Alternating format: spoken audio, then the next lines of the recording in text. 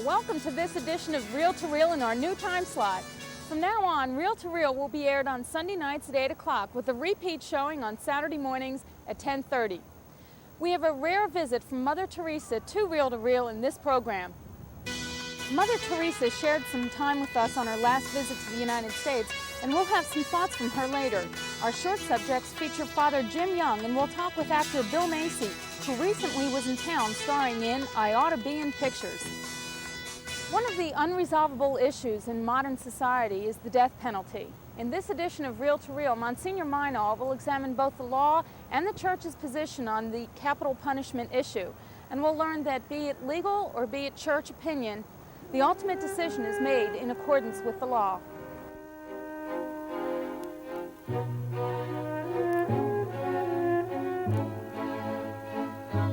Thank you, Alice. The maintenance of peace and serenity in a family unit, be it the small home one or the whole state, depends very much upon the proper use of law and discipline. That discipline can be anything from the spanking of a child to, unfortunately, capital punishment. In Philadelphia, an assistant district attorney is Joseph McGill. We talked with him recently about the law of punishment. What amounts to the law on when a jury can find a defendant to such a degree, actually, that the death penalty would be appropriate. There are various aggravating circumstances which would be essential in order for death to be appropriate. Some of these aggravating circumstances which a jury must weigh in deciding a sentence in a first-degree murder trial include facts of the case such as, was it the murder of a law enforcement officer performing his duties? Was it a contract killing? Was torture involved? Did the defendant have prior felony convictions for crimes of violence? Did the killing take place during the course of a felony such as robbery or rape? Equally important are the mitigating circumstances presented by the defense which the jury must also weigh in reaching a sentencing decision. These include the age and maturity of the defendant, the general mental state of the defendant, the absence of a prior criminal record, the degree of involvement in the crime by the defendant, and virtually any type of mitigation that the defense would want the jury to hear. Myself, or even the chief of the unit, Joseph Murray, doesn't himself sit down and make a decision right away as to where we will go as far as the death is concerned. It's really a decision of the district attorney, who is an elected official and elected by the people, who will decide what cases would be such that the death penalty would be actively sought. Would you explain again the two processes of a decision a jury has to make? There are, in fact, two stages. And yes, the jury decides the penalty. The jury decides the verdict, and the jury decides the penalty. After the trial, the evidence is in, the trial is over as far as the evidence is concerned, and both counsel give their summations, which amounts to a summary of their positions in light of the evidence, and then the judge instructs the jury as to what the law is that they're to apply to the facts that they find. By facts that they find, I mean the evidence that they've heard, they believe, disbelieve, or what weight they would attach to it. Then the jury would retire and deliberate on the verdict. If I were selected, would my presence inhibit the other jury members? That would be an individual decision that the DA and the defense attorney would have to make in determining whether or not you should be selected for that. It is no question that you were qualified, but that may be. It's a risk that has to be considered. Last October, the Catholic bishops of the United States, consistent with their stand on right to life, addressed themselves to the very difficult area of capital punishment. Since the resumption of the state statutes of capital punishment, inherent upon the Supreme Court's decision about that, it becomes a concern for us to wonder about the state exercising that right, because it doesn't seem to be in the contemporary sense of moral justification. So the bishops look at this, acknowledging first that the state has a right to exercise this privilege, but then they wonder if that certain right should be used consistent with the contemporary moral standards. And so they say an interesting thing to us as Christians, that all these factors make it particularly necessary that Christians form their views on this difficult matter in a prayerful and reflective way, and that they show a respect and concern for the rights of others. Well, when you inflict punishment, you must consider the rights of the one who is punished. and therefore there has to be some justification upon putting a harm on another person. Customarily, that justification comes from reform, deterrence, or retribution. Well, if we have capital punishment, we obviously remove the person from any opportunity for reform or redevelopment. And then, whether there is deterrence accomplished or not, cannot really be substantiated by some of the facts that we know around the country. So there dissolves upon us the whole idea of what retribution do we have. Certainly it is unjustifiable that criminals go unpunished. But what retribution do we have in capital punishment to substantially build up the whole commonweal in the maintenance of peace and serenity?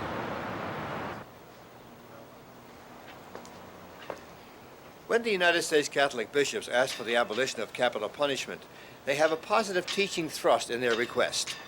And that teaching is, number one, that they tell us we can really do something to break the cycle of violence which exists in our country through crime.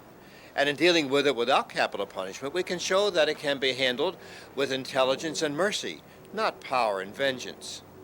Add to that, of course, the teaching of the dignity of the individual, which is preserved in all instances, both the victim and the criminal. The Islamic, Judeo-Christian teachings all have a very serious thrust on a right to life and dignity of the individual. And it culminates in the teaching that the bishops give us that with the abolition of capital punishment, we are really seriously following the teachings of Jesus in the forgiveness of our enemies. The bishops also cite for us some inherent difficulties and problems with capital punishment. Well, obviously the one is the inability to reform or rehabilitate a prisoner. But then there are also the long problems of public acrimony because of delays of trials and public interest and enthusiasms. There's also the difficulty of imprisonment and the anguish and anxiety of people waiting in a death cell. But more basically inherent, the bishops cite the fact of possibility of a mistake, and through a mistake cite someone innocent as guilty and therefore take him to execution. Socially, the problem gets even more magnified. It is very likely that minority people and poverty-level people have a very serious difficulty in defense against a capital punishment indictment. We talked with Joseph McGill about some of these problems. Is it not a threat that innocent people can die with the capital punishment statute? Virtually impossible in the system as it's set up, Monsignor, because there are so many avenues of appeal that are set up in our system to review evidence, to review possible prosecutorial error, judicial error. The system as it is set up it would be extremely difficult to reach a position where we could honestly state that. Are not the minorities most likely to suffer more from a capital punishment than other people? 80% of the violence in this city, the victims of violent crime, are blacks. Black citizens of Philadelphia, 80%. So quite frankly, Monsignor, the people that would be most discriminated against if there were no death penalty in the Commonwealth of Pennsylvania would be those same black people, because they're the ones that are getting hurt. Recently, a policeman in Philadelphia was killed in the line of duty. The case for adjudication of that criminal involved a sister as a member of the jury panel. Sister Jean O'Connor, a teacher at a Philadelphia high school, was questioned during the jury selection process about her ability to decide the case fairly, even though it might mean condemning a man to death. I stated that I would set aside my religious status, if there is such, and I'm the citizen. I'm coming just as the rest of the jurors as a citizen of the state, and I'm acting in that capacity. Okay. The trial began and the jury returned a verdict of guilty in the first degree. Then it debated the sentence.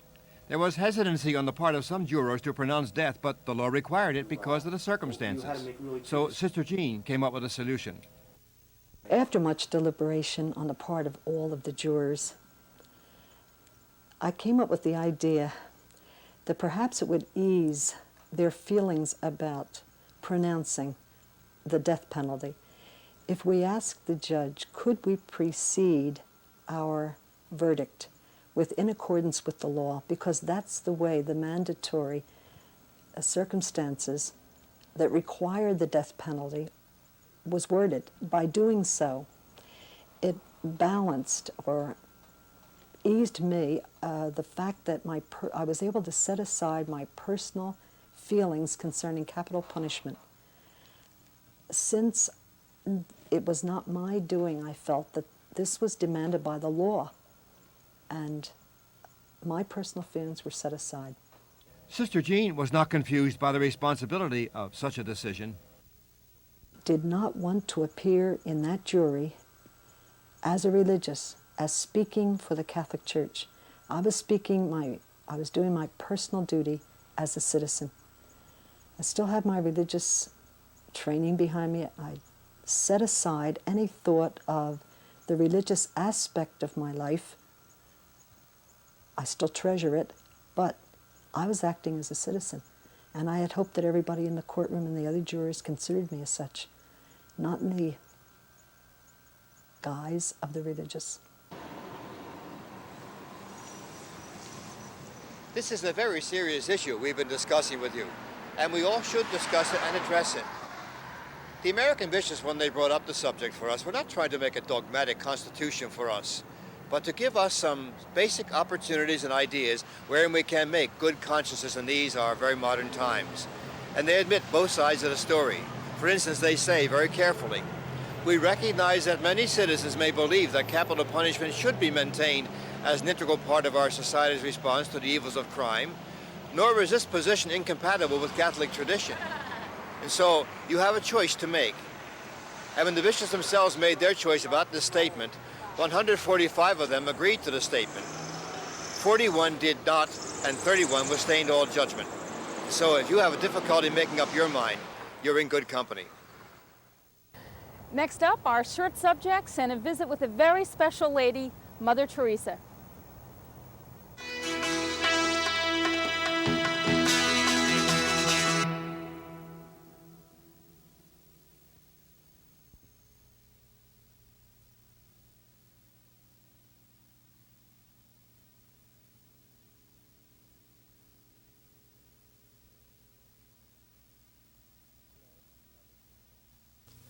Hello, I'm Father Jim Young. Last week I celebrated a funeral for a man who had died suddenly in his mid-50s. I was sitting with his wife the night before after the prayers at the wake service, and she said to me, "You know, Father, I am really angry at God. I'm so angry that he took away my husband at this point when we had so many plans and so much we wanted to do." I asked her if she had told God how angry she was with him. She said, "I told him all last night how I felt." I said to her, "Keep it up, especially in the coming months when you may feel the loss even harder." A Christian psychiatrist friend of mine says it's very important for us to let our feelings out, and especially important for us to let our feelings out to God. It's something like a scene I recall once when a little niece of mine got angry at my brother because he had failed to bring home a promised gift. She was just furious, and she let it all out. As you might guess, he was very understanding and accepting, and when she had calmed down, he sat down with her and talked it over, and she felt much better. You know, the scriptures are full of people who tell God how they feel and even share their anger with him. The psalmist, Jeremiah. Even in modern times, we may be familiar with Tevye and Fiddler in the Roof, who told God how disappointed he was with him. You know, unless we tell God how we feel and really talk to him, he can't talk back to us and give us the peace and comfort he promises. Bill Macy, or better known as Walter Finley, of the popular TV program Maude, was in our area recently, starring in Neil Simon's I Ought to Be in Pictures. We had an opportunity to talk with Bill. As Walter Finley, you were in one of the very first controversial television shows, and you had the opportunity to play one of the first husbands of a liberated man on television. How did Bill Macy relate to that? Did you grow as a result of that, or have to change any of your ideas? A lot of Walter is me. I mean, I have two sisters who grew up in a family, and when my father would say, "It's okay for you, Bill, but not for the girls," I couldn't understand that. I included myself in Walter's being continually. And so it was an oscillating growth there, too. Because I got new information, too. When the good script came in, hey, that was interesting to me, from good writers. And then I had to absorb it and find within myself how to do that new material. And so I shared myself in that text. It was a pleasure to be Walter. I'm not worried about the fact that, say, I was henpecked and so on and so forth. That was the role within that structure. I mean, really what would be interesting if they now did the same show 10 years later and would call it Maud and Walter even. And let's see how both Bea and myself grew as people, as actors. Bill, you seem to be very optimistic and happy and peaceful with yourself. Where do you find the peace? Where does it come from? I live day to day, moment by moment, continually. When I fall asleep at night, I am like, whew, and I get up the next day and try to do it. I don't even try to do it, I just do it. I've been doing it all my life. As they close the lid on me, and I'm going underneath, right? Have I found it? Who knows? Wait, who knows? What's the difference? I'm going to live right up until the last minute. The peace is in the living, in the striving. I mean, peace doesn't mean this. That's not peace. Peace is life.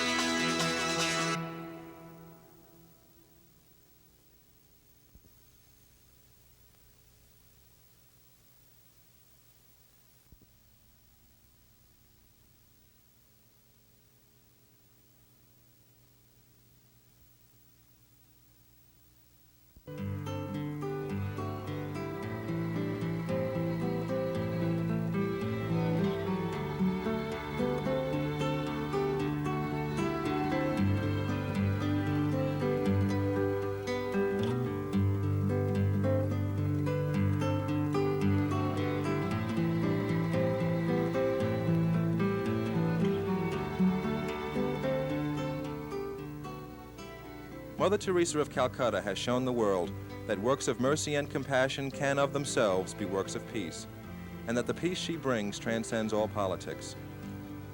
On a recent trip to the United States, her first since winning the Nobel Prize, she paused for a few minutes in the garden next to the Convent of the Missionaries of Charity in the South Bronx, New York, and in the shadow of the high-rises, she talked about the prospects of peace in the world and about our own poverty here in America. We don't have here poverty, maybe hungry for a piece of bread, but many shut-ins and people who have been forgotten, who have left alone, who are lonely, who feel unwanted, unloved. I think that's a very great poverty and more difficult to remove, to satisfy that hunger for love. It's much easier to give a hungry person a piece of bread and you have solved the difficulty. But a person who is hungry for love, for recognition, for a little bit of joy, for a little bit of compassion, I think that hunger takes longer time to satisfy. Is that what you mean when you say that the poverty in the West? It's much more difficult to remove. You need greater love for Christ and greater, deeper faith. But the same faith, though, and the same love. Yes, same love, same faith, but deeper, a little more. It's greater generosity, I think. The future doesn't worry us because tomorrow has not yet come. And I don't know whether it will ever come. Yesterday is gone, so we have only today to try to love Jesus with our whole heart and soul. And as Jesus has said, I was hungry, I was naked, I was homeless, you did it to me. And so we cannot be busy with numbers, with the future years. Today, I find a hungry person, unlovable person who has nothing, who has nobody. I have to pour my love because that person is Jesus. It is stress in disguise because he has said so. You did it to me. I was hungry. So it's very good because that's why Jesus made himself bread of life to satisfy our hunger for God. And then he makes himself the hungry one so that we can satisfy his hunger for our love. So that's why the Eucharist and the poor are so close to each other. They are one. Somebody asked me, what will you do when there'll be no more poor in the world? And I said, we'll be unemployed. Because we have been all called to be saints. Jesus has insisted on that, because sanctity is not the luxury of the few, it's a simple duty for us all. And Jesus, we have been called, we have been created for that. That's why we have been created in the image of God. Even the man in the street has been created for greater things, to love and to be loved. That's why we owe them that love. And he's our brother, our sister, whoever they may be. Much of the disturbance and all the killing in the world, it's due to that. If a mother can kill her own child through abortion, what's left for others to do that to each other? As it is written in the scripture, even if mother could forget her child, I will not forget you. I have curbed you in the palm of my hand. But today the mother is forgetting her child. The impossible has become possible. And so people feel that if mother could do that, then there's no fear for me to do to you and you to me. That is why I think abortion is the greatest destroyer of peace in the world. We'll fight abortion by adoption. And we do lots of natural family planning. We teach our people so that we help the country also, since they are, we can help them to plan their family without committing sin, without destroying life. And our poor people, the beggars, the lepers, are doing it very beautifully. So we are trying to. And they say that people, you people who have a vow of chastity, you are the best people to teach us family planning, because it's nothing but self-control out of love for each other. When you accepted the Nobel Peace Prize, you said the one thing that all men were hungering for was a peace of heart. Yeah, and they have proved by giving that Nobel Prize that works of love are works of peace. And if we really listen to what Jesus has said, love one another as I have loved you, to be able to do that, we need to bring prayer into our lives, because people that pray, they stay together, and if they stay together, it's the beginning of love. They begin to love one another. And if they love one another, then there will be peace. I never forget,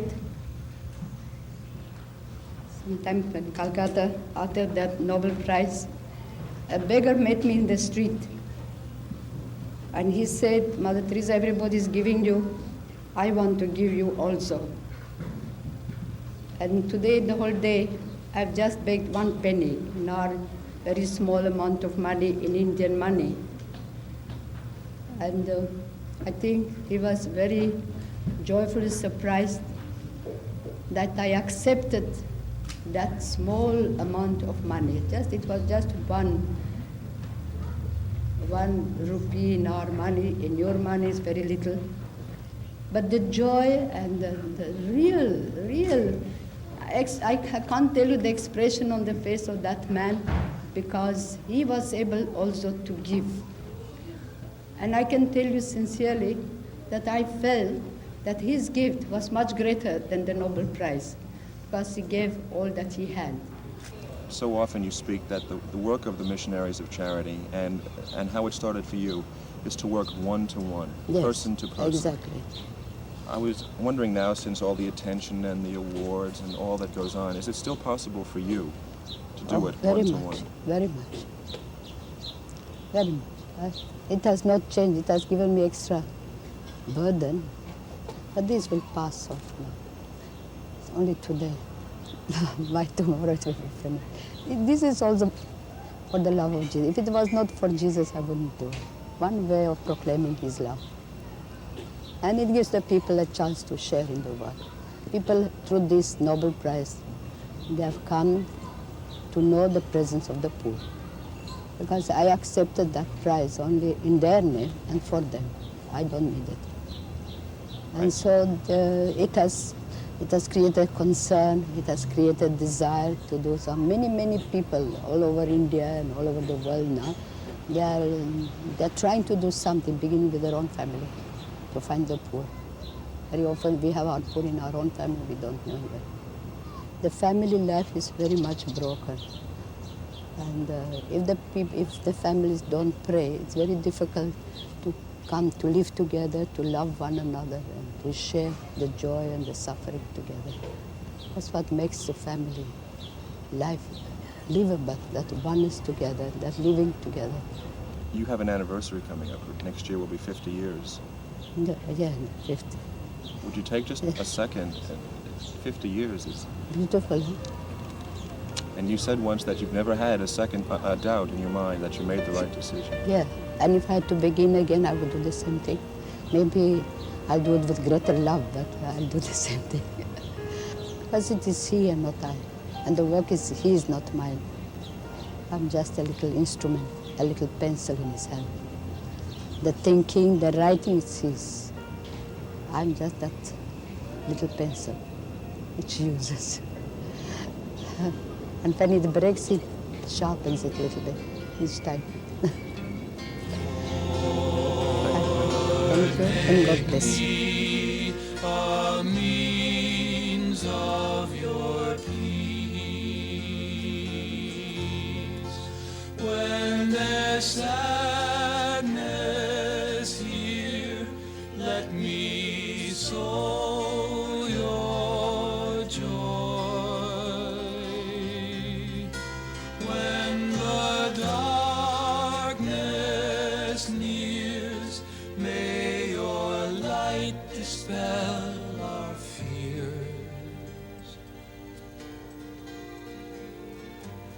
Lord, make me a means of your peace.